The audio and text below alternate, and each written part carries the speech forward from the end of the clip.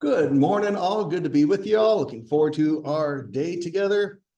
Now, just as a trivial side note, a funny thing, well, not funny thing that happened, but in just a simple act of carrying the laptop from the back room to here, this little mouse thing in my hands has dropped and fallen to the ground like a gazillion times. And right now I'm noticing for the first time, okay, it's a little stiff on the clicking here and on all that. So I think I need to get really wise and just get some Velcro on the outside of the laptop and just stick the mouse onto it to kind of Eric proof it, you know. So if it seems like it's not cooperating, it's my fault. So anyway, so welcome to our adult Sunday school class where we are going through the whole timeline of the Bible, and we have arrived in the year 1446 BC.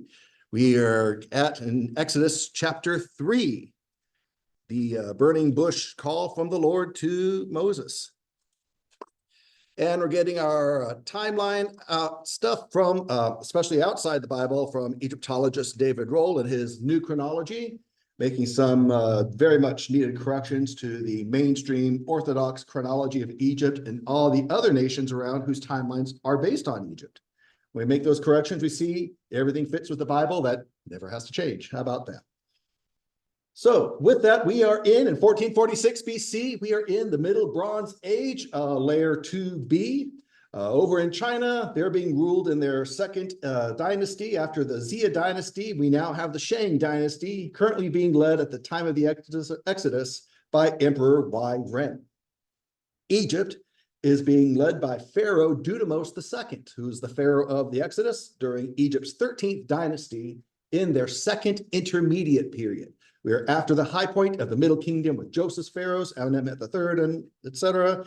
And we are before the later New Kingdom that has the high point of King Tut and Ramses and all of them. We're not there yet.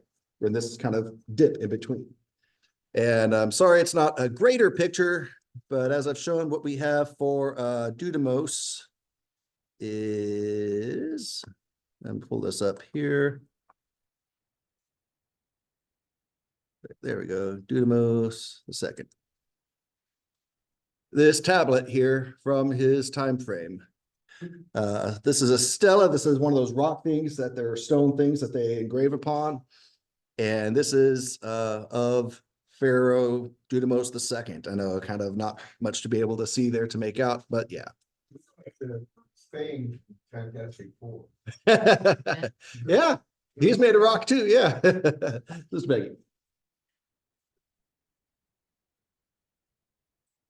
Hieroglyphs? Yeah. A bunch of those? This is actually not hieroglyphs. This is actually just, this is not writing. This is actually imagery. If you really, if you like could step up and walk up to it, you see, okay, there's a dude here. There's a dude there. So this is imagery. Yeah. It's telling a story. Yeah. In pictures. Yeah. But actually, I do stand corrected. There are some hieroglyphs up at the top here. We've got these things here that are little name tags called cartouches. And so we've got those as well here. Yeah. Tom Cruise or Brendan Fraser. So here we are. And we've talked about Moses going up to the mountain. In fact, let's see. We could just do this. Yeah. So we've talked about how here he is in Midian on the coast, and here's the mountain range that includes Mount Sinai. They're on Saudi Arabia, not over on the Sinai Peninsula. So how he would come along on the backside. In fact, as we see Exodus 3 verse 1, when properly translated from the Hebrew, Exodus 1, chapter 3 verse 1 actually reads, "Now Moses was pasturing the flock of his father-in-law Jethro, the priest of Midian, and he led the flock to the backside of the wilderness, came toward Horeb to the mountain of God." So he came around the backside of the region of Horeb to the mountain of God that is within that region. And he took the flock with him. So here's what it looks like standing up there on the backside. This is at about a 4,000 foot elevation. The mountains look smaller because you're already up. You're not looking at it from sea level.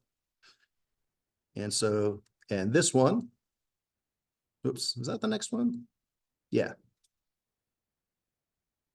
And so that one's just kind of a description that we read through. The translation of the Hebrew word akar actually doesn't mean west, it means backside.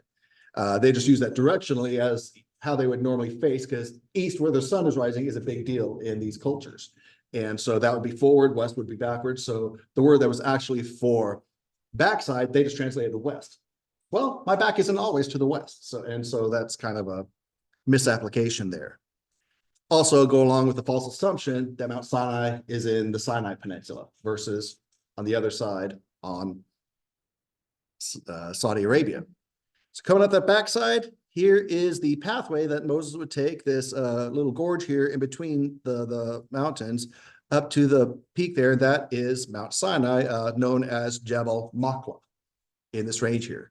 And we'll certainly be spending more time there with that. So let's see. So here's Midian. Here is the wilderness. Here's the wilderness of Sinai. And this backside, it's also known as the Hisma, that region there. Let's see what else we got. And so as we see here, Venn diagram, we're all big fans of those, right? Mount Sinai is within the wilderness of Sinai, which is within the region of Horeb. Also within the region of Horeb is Rephidim, and within Rephidim is the rock that's in Horeb that they'll come to on the Exodus. So that kind of helps show all of that. So we talked about Moses taking the animals up there. Talked about how most likely he was taking not so much the sheep. As we see here, they do have sheep over in that area, and here they are huddling to avoid exposure to the sun. You know, a group hug there. But more often they have these black Bedouin goats here. There's one way up there. They're not as picky in what they can eat and digest. They're able to stand on their hind legs and get to other vegetation. So much more adaptable to the environment they're in here. So this fancy phrase, vertical transhumance, is when during the different seasons after the wet winter, they would go from the bottom up towards the top there to get that vegetation from the winter rains that they had in the springtime into summer before it all burns off. So it was a common practice that they would move from lower to higher elevations in the springtime, take the flocks there for their vegetation. So it's not unnatural or unexpected that Moses would go from Midian to Mount Sinai with a flock. He probably did that every year. So him being there isn't anything new. But what happened there in Exodus chapter 3 certainly is there. So does that make sense? Any reactions or thoughts, questions? We're all good there so far, what we've looked at. Cool, let's keep it moving. So let's get fancy. So this trip again likely occurred spring, summer months when the plateau was historically well vegetated. But Horeb, the word, means arid or dry, and we've mentioned that. So is this a contradiction here with this Hisma area for the pasture? Now that we see that the Hisma is definitely arid, but especially in the past, we see that there was more pasture land, and that that pasture land in this arid area, they didn't cancel each other out. Or we use the phrase mutually exclusive. You can't have one if you have the other. And so they don't, the fact that it's an arid area doesn't mean it can't have some pasture land as well, especially seasonally till it burns off and all that. So now let's talk about some travel routes. Geographers evaluate when they look back and see how did folks travel back in the day? How did Moses get from Midian to Mount Sinai? Geographers evaluate travel networks. And by the way, I'm now quoting Dr. Glenn Fritz in his book on the Exodus Mysteries, as he's actually gotten his PhD in geography and all these things, as he's been on the ground there exploring and evaluating how it practically fell into place and what makes most sense with what the Bible actually says. So here I'm following him more than David Roll because he sticks closer to the Bible actually, and that's of course what we go by. So it says geographers evaluate travel networks using slope-weighted least cost route analyses. Doesn't that sound like fun? Slope-weighted, okay, so you're looking at the slopes. Least cost route, well, I'm an accountant, I like that. Analyses, simply meaning the best corridor involves the shortest distance with the least uphill slope. Makes sense? You burn less gas that way, driving a truck, right? When you said that long word. Slope weighted least cost. Yeah. Thinking, well, that's electricity. find the. Path of least resistance. Yes. And that's basically what they were doing. Yes. Finding the path. of Well least said. resistance. There you go. You have a choice of a bunch of rocks and, or that looks a little smoother. Yes. Fluid dynamics, electricity, water, they flow in the path of least resistance. Absolutely. Yeah. So do people. The difference is that water will go over a cliff, Yes. so people can't do that. Nope. Well, they can do it once. They can do it once. You know, they have one of those jokes where they have, okay, here's the name of a book and here's the funny name of the author that ties into the book, sort of fun. I remember one, Cliff Diving by Hugo First. Yes. So all this fancy analysis that can be done on the Exodus, or not, well, yes, because the Exodus route followed what Moses was familiar with. So the route that he took in Exodus 3 would be a similar route that they would take and after leaving Egypt with all the folks. So in the Exodus, there are few, and at this time, 1446 BC, there are few, if any, established roadways. Now, here's what's interesting. Much later on, 6 centuries after Jesus, when the prophet Muhammad lives and invents the religion we know as Islam, the Muslim religion, they have their journeys to Mecca and Medina, their pilgrimages, their Hajj routes that they would travel on. After 600 AD, there were more established travel routes, not so much back then, back in 1446 BC. So not very many established roadways, water availability, grazing land, and negotiable surface conditions. These are big deals, significant considerations. So given the arid, rugged landscape of this Midian region, this whole fancy travel network and analysis probably actually gets reduced to, okay, it's a go or no-go scenario. That'll work, that can't work. And there you have it. So you're working with what you have to work with. Again, water's a big part of it. Yeah. For your sheep or goats or Yeah. whatever they would want to stay as close as they could on it to, I mean, yeah, there was no path. They were the, I guess, what do you say when it's the first ones to go, to do the journey or Trailblazer. Yes. And so that's when you're speaking, and I try to get these like images in my head. Yeah. And so yeah, I'm thinking, well, yeah, they would want to stay, and it would be green. Mm-hmm. So if you're in the desert, you see green, boom, you know there's water. Exactly. So you'd want to try to stay as close, and plus grass, Yep. you know. So I don't know, just how my Oh, absolutely. process. Absolutely. They've got to think practically because they've got a responsibility to keep the sheep nurtured and to protect the sheep and provide for the sheep, all those things. Because providing for the sheep provides for them. And so, and yeah, these Bedouin folks, sometimes they go, you know, they try to go 4 days, every 4 days, you know, between watering them, but they could go as much as 10 days if there's vegetation available in the meantime. So if they could get some water content vegetation to hold them until the next watering event, yeah. It's why God made succulents, huh? God-made succulents, absolutely. Yeah. I want my water here, suck on a succulent, you know? Yeah, and it's medicinal, yeah, all that too. I remember when I got sunburned in Boy Scout summer camp on Camp Cherry Valley in what's that island? Catalina Island. As a teenager, it got real bad sunburn. So, let's just take some of this aloe vera plant, you know, cut it off and then scrape it on my sunburn. Oh, that wasn't aloe vera. I don't even know what it was. No. The gel feels like. Absolutely. Ooh, it's good stuff. Yeah. So here we are. Again, so here's Midian. And the area Moses and Jethro were probably is this Inuna area here, you know, based on what we're seeing here. So here's wilderness. Here again, the wilderness of Sinai. Jebel Makla is Mount Sinai right here as we're presenting it and understanding it based on the evidence that we're seeing, and we'll explore more of that. So here's the area of Horeb, also known as the Ahisma area, this backside.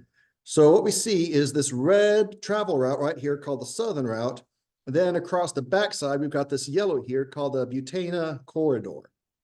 So looking at it and looking at what's a go versus no-go route, all the different ways they could have gone to get over here, it looks like this southern route taking them to the Butaina corridor. This is the only one that could really lead to the mountain of God on the backside of the wilderness as the Bible describes it. But it's plausible, it fits, it works, it makes sense. And it's really the only one that does. So Moses leaving Egypt, coming back to the Middle East over here on this side of things. Mesopotamia is a little further to the east and all that stuff, and the promised land, Canaan up in the north. We're dealing with all these different peoples, all these different cultures having all their different gods, all their different mythologies. We talked a lot about this during the classes going through creation and the flood and Tower of Babel and all that stuff. But here, borrowing from David Roll again on this topic, let's kind of take a look and understand the difference between what the one true God did and accomplished and the accuracy of his word versus the offshoots of the local mythologies and how they're similar yet different. So we have Enki, who's Lord of the earth. He's called Ea in Akkadian language, which is East Semitic, the Babylonian tradition. So scholars determined that Ea is vocalized as Ea. So when Moses stood before the burning bush and asked the name of the god of the mountain, the voice of God simply replied, Ea Asher Ea. I am the one who is called Ea. So I am who I am. It sounds kind of silly to us. Sounds like Popeye the sailor. I am what I am, and that's all that I am. Not mocking God, of course, but to relate to it. But Ea is actually a word. And it's not just a name, but that's his name. My name is my name. I am who's on first. Kind of. It's that kind of concept, and a play on words here, which the Bible is really full of. I am the one who is called Ea. I am the one who is. I am who I am. That's the name of Ea in the West Semitic, Hebrew form. So there's the Babylonian, East Semitic, Akkadian. There's the West Semitic, the Hebrew version of it. This is one of those puns that's in the Bible. I am Ea, he who is called Asher, Ea. I am he who is called Ea. Classical Bible play on words. But it also explains God's instructions to tell the Israelites, Ea has sent me to you. Ea, or simply Yah, here's another fancy word, hypochoristic. That's a long word that means short. Hypo meaning under, and then all the other stuff. So a shortened form, Yah, is a shortened form of the name Yahweh. And it's actually a part of so many Old Testament names, Jeremiah, Amaziah. And so it's all connected like that. So Enki, Ea, the God who created man, and then later warned Noah, who the other mythologies know as Ziasudra or Utnapishtim, warned him of the impending destruction of mankind. That's all a mythologized version of the one true God of Moses. So they have a lot of similarities, but they're offshoots and they become falsified and mythologized in these different cultures. But it all springs forth from the one truth of what really happened with the one true God. In fact, I really appreciate one thing David Roll does is he talks about the difference between myth and legend. Legend is something that's told that hasn't been validated yet, but it could be. Well, legend has it that. And this is going to the different languages and the roots of these words and all that. Myth, by definition, is fable. It's invented from the imagination of man. So right from the very definition of those words, myth versus legend. Legend, yeah, sometimes legends can be expounded beyond truth. The fishing stories and all that, the legend of this fish and all that stuff, but it's based in truth, where myths, it's just, there's no truth at all. And legends could actually be proven to be true, just as Ashley's convinced about Bigfoot. But the same thing, she could be right. I'm not going to tell her she's not. So, and I have no basis to, I can't disprove them. Kind of cool. So does that make sense? Everyone good with that? Yeah. Also in these different mythologies, these areas, Ea or Enki is the life-giving deity of fresh water. This was a very big deal because in the Garden of Eden, in that area of northern Iran where Tabriz is now, in that valley, water would come down from the mountains, but it would be bitter because it had the minerals from the mountains being taken down with it. When they would come down and meet in the river of the Garden of Eden, which we know today as the Agi, going right through the center of that Tabriz Valley, then it comes in and it meets with fresh water. And so coming up from underground, the bubbling springs and all that stuff. So anytime the like salt or bitter waters meet the fresh water, that's a very religious, significant thing for the people of these areas.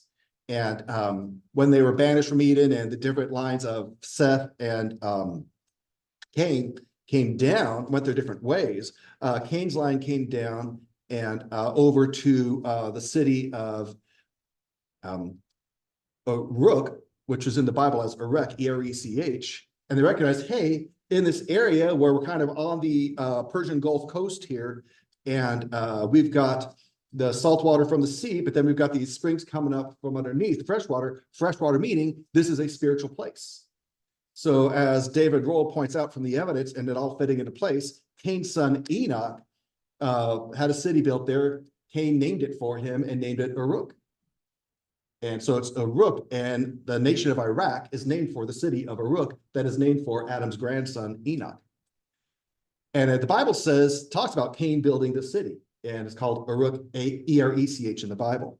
But actually, the first city before that was one that Enoch built for his son Irad. We know it as Eridu. And it was right there where this really happened, where this first city was built, where the two different waters meet, and it's considered a religious place. In fact, legend has a bird landing on a reed and being assigned for him, okay, this is the place. It's named his son's Irad. The city is known as Eridu, and as his first temple was built there, other temples will later be built upon it. In fact, they've dug down, we talk about the different layers through time. The deeper you go, the older you get. So they've counted 17 different layers of temples through all of this. And the top one we know today as the Tower of Babel. And that's where it was, built upon, all trying to build on and improve on what was done before. But again, all these different religions of the area. So Ea Enki, life-giving deity of the fresh water. There's a more violent nature in the god Enlil, who's lord of the air. He was the head of the Mesopotamian group of gods or pantheon. We have Baal, which just means Lord, Canaanite storm god. We have Seth, the Egyptian god of the desert. All of these are later idolatries of the one true Lord God. Yahweh of the Old Testament, who is known to the Semitic tribes in Mesopotamia as Ea, the Sumerians called him Enki. So not anything we have to keep track of or remember, but just awareness that this all comes from somewhere. It all has a source. Mr. Peggy. Again, just how I try to remember things. So when you're talking about Herod, it made me think Brooke. Yeah. And then when you mentioned his son, the other one named his son. Yeah, there's Cain, Enoch, and Irad. There's two. Yeah. Oh, yeah. The city of Irad, we know today as Eridu. And do. Oh, Brooke, do. Yeah. So that's just. Hey, mnemonics, anything that helps remember. Yeah, good stuff. Yeah, right on. So here we are here. During the early months of spring, it was the practice of Jethro's clan to move their flocks where new vegetation provided limited sustenance for the short period before the summer heat baked the land. This is, again, David Roll now. Moses, now 80, but still in vigorous health, had found a favorite spot to graze his flocks. Regularly returned here when there'd been a reasonably wet winter season. He knew the deserts around Horeb bloomed. Springs were strong following the February rains. Now, I'll tell you right now, and I respect different thoughts and all that. David Roll believes that Mount Sinai is in the Sinai Peninsula, where Glenn Fritz believes it's over in Saudi Arabia. I believe, based on the evidence in the Bible, Saudi Arabia. So I respectfully differ from David Roll here. But I'm going to bring up some points that he makes that do fit the Bible. So he knew the desert around Horeb bloomed, springs were strong following those February rains. And he also kind of imagines, like how in The Chosen, I call it historical fiction. It's imagining how things could have played out based on what we do have, and maybe taking some liberties, but still not going contrary to the Bible as much as we can stay true to that. Let me see. Click, click, click. There we go. Okay. And here we are. So here's David Roll imagining, and it fits. So Moses had left Zipporah, his wife, his sons Gershom and Eliezer with the main flock as he goes in search of strays. So he hears the bleating of a young goat coming from a craggy outcrop set over a narrow valley leading to the slopes. He looks up and sees the strange glow. And so Moses climbs to see what's going on and sees, then we have the whole burning bush thing. So it all kind of naturally fits and makes sense. Interesting, the Dead Sea Scrolls were discovered by boy shepherds with their flocks too. Looking for strays, calling for them and throwing rocks in the caves to try to get them out. Threw a rock in, all of a sudden he hears pottery smash. Well, what's that? It's the Dead Sea Scrolls. Been sitting there for thousands of years. So cool. So he meets with God in Exodus chapter 3, as we've read the chapter, and tells him he's going to use Moses to take him to the place of milk and honey. And the God of your ancestors has sent me to you. And again, I am the one who's called Asher. So tell them that has sent you. So all that takes us to Exodus chapter 4. So Moses says, hooray, let's go. Let's get this party started. Not quite. Yeah. So Exodus chapter 4, verse 1. Let's read the verse 13. Exodus 4, verse 1. Then Moses said, what if they will not believe me or listen to what I say? For they may say, the Lord has not appeared to you. The Lord said to him, what is that in your hand? And he said, a staff. Then he said, throw it on the ground. So he threw it on the ground, and it turned into a serpent, and Moses fled from it. But the Lord said to Moses, reach out with your hand and grasp it by its tail. So he reached out with his hand and caught it, and it turned into a staff in his hand. So that they may believe that the Lord, the God of their fathers, the God of Abraham, the God of Isaac, and the God of Jacob, has appeared to you. Verse 6. The Lord furthermore said to him, now put your hand inside the fold of your robe. So he put his hand inside the fold, and when he took it out, behold, his hand was leprous like snow. Then he said, put your hand inside the fold of your robe again. So he put his hand into the fold again, and when he took it out of the fold, behold, it was restored like the rest of his flesh. So if they will not believe you, nor pay attention to the evidence of the first sign, they may believe the evidence of the last sign. But if they will not believe even these two signs, nor pay attention to what you say, then you shall take some water from the Nile, pour it on the dry ground, and the water which you take from the Nile will turn into blood on the dry ground. Now, verse 10. Then Moses said to the Lord, please, Lord, I have never been eloquent, neither recently nor in time past, nor since you have spoken to your servant, for I am slow of speech and slow of tongue. But the Lord said to him, who has made the human mouth? Or who makes anyone unable to speak, or deaf, or able to see, or blind? Is it not I, the Lord? Now then, go, and I myself will be with your mouth and instruct you in what you are to say. But he said, please, Lord, now send the messenger by whomever you will. Let's pause there. So Moses doing a little bargaining with God here, kind of like Abraham and Sodom and all that. Well, what if they're not going to listen to me? God says, okay, you're off the hook. No. God says, okay, let's do this turning your rod into a serpent thing. And if that doesn't work, okay, let's do the hand of the thing here. You ever wonder why Napoleon, all those pictures, they've got their hand in their clothing? I don't know why that was a fad or how long it was a fad. Yeah. Yeah, you know, just rest for you. Exactly. Yeah. So anyway, that's what this kind of reminds me of. So put your hand in, pull it out, leprosy, pull it back in. You know, if I were Moses, I'd be really hoping to go for the first one. Again, because we don't want to doubt God, but kind of our human nature. Okay, God, you know, but take it out, it'll be leprous, put it back in, take it out, it'll be healed. And then if the second time doesn't work, here are 3 different times now. God's going to do a miracle with you to show that he is with you.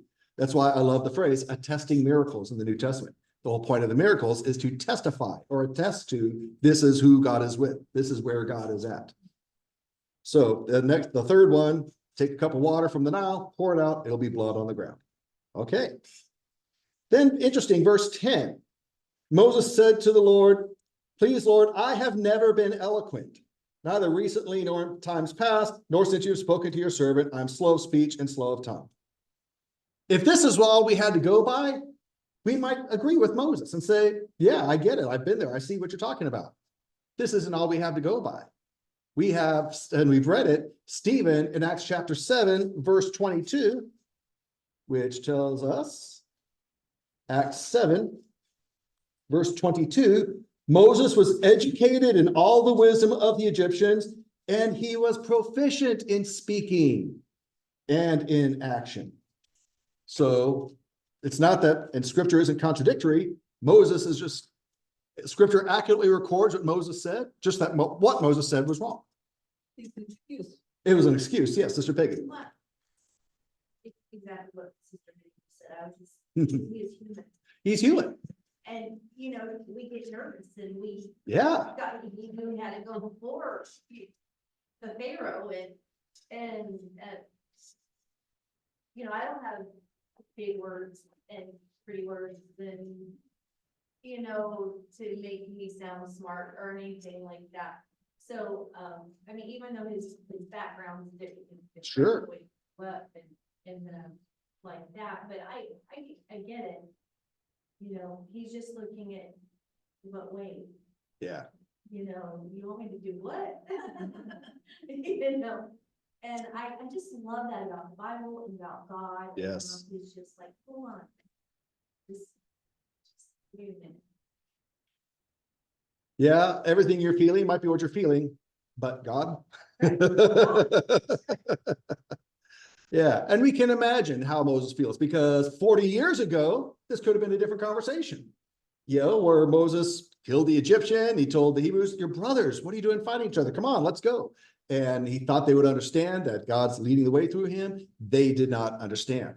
What a bummer. What a dejection. And we've talked a fair amount about this already. I won't rehash all that. But imagine you had an unexpected, disappointing failure that you've had to live with for 40 years. Here you thought this great godly victory was going to happen against the world's greatest empire at the time, Egypt, even in its 13th dynasty, it's still bigger than Babylon or anything else at the time. And so from great expectations to humility and nothing for 40 years, and all of a sudden God says, hey, let's go revisit that. Didn't happen. Ashley and I watch cooking shows and competitions, and one of the things they sometimes do is, okay, y'all lost this contest, you lost that battle. They get folks back in a new season. Okay, now guess what we're going to do? The very first dish you're going to create is the one you lost doing last time. Gee, thanks. I never wanted to eat that or see that again, but just try to redemption. And so here's a wonderful opportunity for God to say, hey, whatever went wrong, whether it was, as many people like to say, I'm not on board yet, but I could be wrong. It was Moses's ego, jumping the gun, getting ahead of God. Whether it was a case, as Stephen says, that people did not understand or did not get it, whether it's because of their unwillingness or it wasn't time for them to understand yet. Whatever the reason where it didn't work last time, here is redemption from God. Let's make it work together now. And so, beautiful opportunity here. So while there's breath, there's hope. Don't ever think that just because we got burned, something didn't go our way last time, that in God's time, he can't bring it back around as he does here with Moses, who's now 80 years old. So, and as we've said, as has been said before, if God can call Moses here at 80, guess what? He ain't done with you yet. So, yeah. So let's continue on. Verse 14. So Moses said in 13, please, Lord, now send the message by whomever you will. God just said, I'm going to do these three things to convince them. But now here's God wanting Moses to convince the people, but here's God still having to convince Moses. So you can understand God. He wasn't surprised, but it says in verse 14, the anger of the Lord burned against Moses. And he said, is there not your brother Aaron, the Levite? I know that he speaks fluently, and moreover, behold, he is coming out to meet you. When he sees you, he will be overjoyed. So you are to speak to him and put the words in his mouth, and I myself will be with your mouth and his mouth. And I will instruct you in what you are to do. He shall speak for you to the people, and he will be as a mouth for you, and you will be as God to him. And if you shall take in your hand this, excuse me, and you shall take in your hand this staff with which you shall perform these signs. Then Moses departed and returned to his father-in-law Jethro and said to him, please let me go, that I may return to my brothers who are in Egypt and see if they are still alive. And Jethro said to Moses, go in peace. Okay. Again, as we've said, we can understand too, Moses thinking things were great back then and had a great opportunity, was devastated that didn't happen. And Moses could genuinely feel that I can't speak anymore. Or he may have been so downtrodden that he forgot that once upon a time he could, as Stephen in Acts 7 says he could. So he could be really beat down by this point. Yeah. And he hasn't been back. Yeah. So why wouldn't he think that there's still some that are, I mean, Moses is still around. Yeah. But there's still those that are now the same age as him that are still with that same. Yeah. Oh, yeah. He came back. Some pharaohs have died, but not a lot of other people, his brothers. Oh, yeah, absolutely. Great point. So there's that too. And he hasn't been spending his time in these last 4 decades with the hoity-toity Egyptians, or even with his fellow Hebrews. He's been spending it with sheep or goats. Not the most conversational. So he might feel a little out of practice. Yeah, exactly. So we can kind of understand that. So again, so here's some David Roll perspective on what we just read. So Moses, still in awe of all this, maybe even terrified, he leaves the cave, goes back to his family. They go back to Jethro's camp. Moses tells his father-in-law what he saw. Jethro listens, recognizes this is the one true God who created Adam, saved Noah from the flood, God of all things that live, God of the life-giving waters, God of the abyss, Lord of the earth. Again, remember, Jethro, Midianite, is a descendant of Midian, who's a son of Abraham through his last wife, Keturah, who was sent to the east, which is another reason Midian is over here, because this is east of Hebron, where Abraham was, where the Sinai Peninsula is west of Hebron. So Midian is east of Hebron, so therefore so is Mount Sinai. It's not in the Sinai Peninsula. It's in Saudi Arabia. So Jethro knew enough through his heritage and through the culture and all that stuff. He knew the cultures around him, but he also knew his inheritance too, through the spirituality here. So he knew that this was that God. Again, Sumerian version of this God, Enki. Babylonian version was Ea. People of the desert called him Yah. The Midianites recognized him by his full name, Yahweh. So David Roll makes this point. During the years of Abraham, the Amorite chieftains simply referred to God as El Shaddai, Lord of the heights, Lord of the mountains, God Almighty. And in fact, later on in Exodus 6, God's going to say, by my name Yahweh, they haven't known me. They've known me as El Shaddai, but they haven't known me as Yahweh. They've known me as the God Almighty, not as, my own name. Yahweh is my actual name, he says. And he was, why El Shaddai? Why God of the mountains? Because it was the mountains of Eden where God met with Adam. And so it's from those, mountains have always played a place, just like Mount Sinai does with Lord, the contest of Mount Carmel also. And so we see here, yeah, significant. He is the God Almighty, the God of the mountains and all those things. He is El Shaddai. And so Jethro is recognizing this. And so that's where Abraham and all those had come from. So Yahweh has renewed his covenant with Abraham's other lineage through Isaac, and the sons of Israel are about to be rescued through Moses, who is a descendant of Isaac. So pretty cool. This is all kind of clicking into place. So Moses ends up taking his call, heading back west, back to the rich land of Egypt, which had first nurtured him as a young Israelite, but then rejected him because of his choosing to be identified with the foreign Hebrews versus the Egyptian society where he was raised. So as they're digging in the area where the Hebrews are located, the land of Goshen, Tel Dava, Avaris, as they're digging in there, they've got, again, the different levels, A, B, C, D, E, F, and the further down the alphabet, the older in time you go. We are now in this archaeological dig up to their stratum F, if that makes a difference to anyone. But that's where we are. We're coming up closer to the top now. This new event, this new timeline, this new situation that happens here during this Exodus is in that level F as they're going through. So by the way, 1446 BC, The Israelites have now been in Egypt 215 years. And the Israelites have been enslaved for about 99 years. So this brings us to a great place to stop for today and pick up next week with Moses' return to Egypt. And we'll see how that goes for the guy. So before we're closing out, any other reactions, thoughts, comments, questions on what we have considered here this morning? All good? All righty. We will stop our screen share, stop recording, and get ready to go before the Lord in song. Thank you very much for your engagement and interaction. I appreciate it as always.